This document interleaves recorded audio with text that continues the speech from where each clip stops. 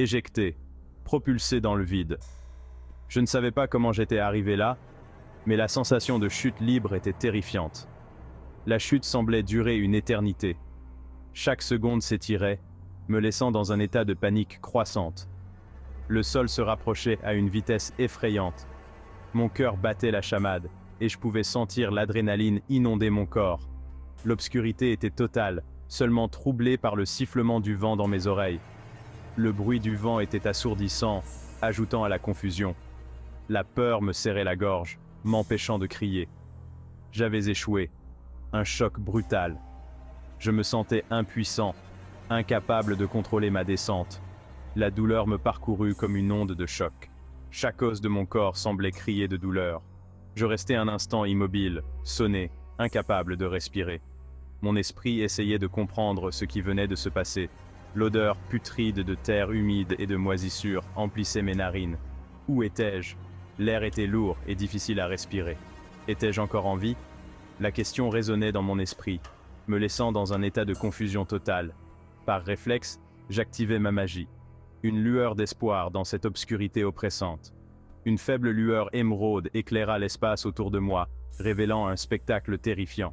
Les ombres dansaient sur les murs, créant des formes inquiétantes.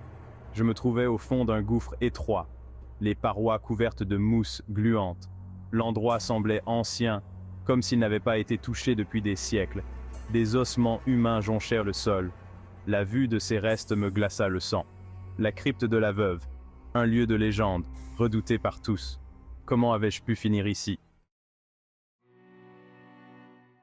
Chaque mouvement me lançait des éclairs de douleur dans les membres.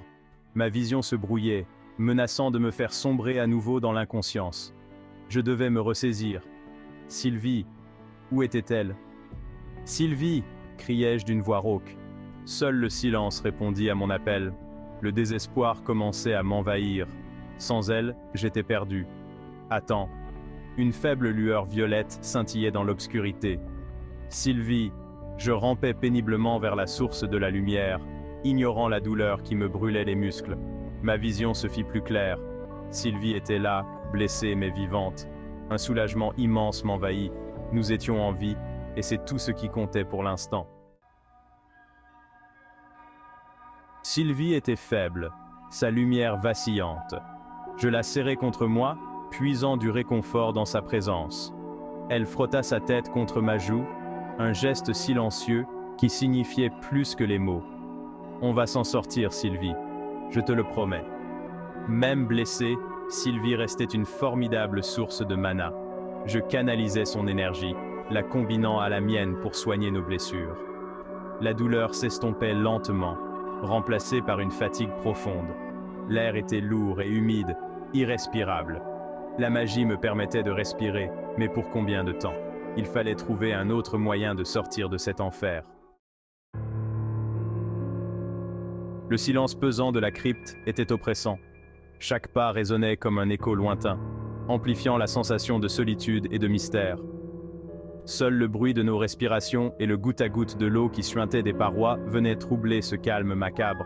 L'eau semblait porter avec elle des secrets anciens, chuchotant des histoires oubliées. L'atmosphère était chargée d'une énergie étrange, un mélange de tristesse et de colère. Une brume éthérée flottait dans l'air, ajoutant une touche de mysticisme à ce lieu déjà énigmatique. J'observais les ossements qui jonchèrent le sol. Chaque fragment d'os racontait une histoire de vie et de mort, de rêves brisés et de destins tragiques. Qui étaient ces gens? Des explorateurs, des aventuriers, ou peut-être des âmes perdues en quête de rédemption? Qu'étaient-ils venus chercher ici? Un trésor caché, une vérité oubliée, ou simplement des réponses à des questions existentielles? Étaient-ils tous morts de la même manière, victimes de la magie noire qui imprégnait l'air? La magie semblait encore palpable, comme une présence invisible, mais omniprésente. Un éclair de mana attira mon attention. La lumière bleutée illuminait brièvement la crypte, révélant des détails cachés dans l'obscurité. Au fond de la crypte, à moitié enfoui sous un amas de pierres, se trouvait un objet. Il semblait attendre d'être découvert, comme un secret bien gardé. Un bracelet en argent, orné d'une pierre précieuse d'un bleu profond. La pierre semblait capturer la lumière, la transformant en une lueur mystique. L'objet semblait vibrer, comme s'il était encore habité par la magie de son ancien propriétaire.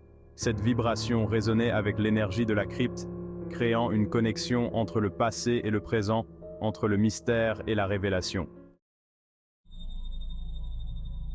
Je devais atteindre ce bracelet. Il semblait presque appeler mon nom, une lueur d'espoir dans cette obscurité oppressante. Mon instinct me disait qu'il était important, qu'il pourrait nous aider à nous échapper de cet endroit. Chaque seconde passée ici augmentait notre danger, et ce bracelet était peut-être notre seule chance. Mais la crypte n'allait pas nous laisser partir si facilement. Ses murs semblaient murmurer des avertissements, comme si elle était vivante et consciente de notre présence. Chaque pas était un défi. Le sol sous nos pieds était traître. Chaque pierre pouvait cacher un piège mortel. Des pièges mortels se cachèrent dans l'ombre, prêts à se refermer sur nous au moindre faux pas. Il fallait être vigilant. Chaque mouvement pouvait être notre dernier. Des lames acérées jaillissaient des murs, surgissant sans avertissement, prêtes à nous découper en morceaux. Des pointes empoisonnées se dissimulaient sous les pierres, attendant patiemment leur prochaine victime. Sylvie était mon guide, une créature magique dotée d'un instinct infaillible. Sentant le danger avant même que je ne puisse le percevoir, elle me sauvait la vie à chaque instant. Sa présence était rassurante dans cet enfer. Son instinct et ma magie étaient nos seules armes dans cet enfer. Ensemble, nous formions une équipe improbable mais efficace, luttant pour notre survie. La peur était toujours présente, mais la détermination était plus forte. Chaque obstacle surmonté renforçait notre volonté de vivre. Je ne pouvais pas mourir ici, pas maintenant. Trop de vies dépendaient de notre succès, et l'échec n'était pas une option. Nous devions continuer, coûte que coûte. Après ce qui sembla une éternité, nous aperçûmes une faible lueur au loin. Un espoir renaissait en moi. Une sortie? Un passage secret? Je pressai le pas, le cœur battant à tout rompre. La lueur se fit plus intense à mesure que nous avancions. Bientôt, nous débouchâmes dans une vaste caverne. Mais la lumière n'était pas celle du soleil. Elle émanait d'une source étrange au centre de la pièce. Un autel de pierre, recouvert de runes lumineuses. Et devant cet autel, une silhouette fantomatique. La silhouette se tourna lentement vers nous. Une femme d'une beauté éthérée, vêtue d'une robe blanche diaphane. Ses yeux brillaient d'une lumière surnaturelle. Un spectre? Une gardienne de la crypte? La peur me figea sur place. Mais la femme ne semblait pas nous menacer. Elle nous observait avec tristesse, une larme d'argent coulant le long de sa joue diaphane. Elle parla d'une voix douce et mélodieuse, mais ses mots étaient incompréhensibles. Une langue ancienne, oubliée. Pourtant je comprenais l'émotion qui les animait, la douleur, la solitude, le désespoir. La femme leva la main, et des images fantomatiques s'élevèrent de l'autel. Des visions du passé. Je vis un dragon gigantesque, ses écailles noires comme la nuit, ses yeux rouges comme le sang. Vritra, le dragon du chaos. Je compris alors. Cette crypte n'était pas qu'un tombeau, c'était une prison. La prison de Vritra. Et cette femme, cette elfe spectrale, était sa gardienne. Elle avait sacrifié sa vie pour l'enfermer ici, pour protéger le monde de sa fureur. Mais Vritra n'était pas mort. Je le sentais. Il attendait patiemment le moment de sa vengeance, et je craignais d'être devenu, malgré moi, un pion dans ses plans. La femme elfe tendit la main vers moi. Dans sa paume reposait le bracelet d'argent que j'avais aperçu plus tôt. Elle voulait que je le prenne.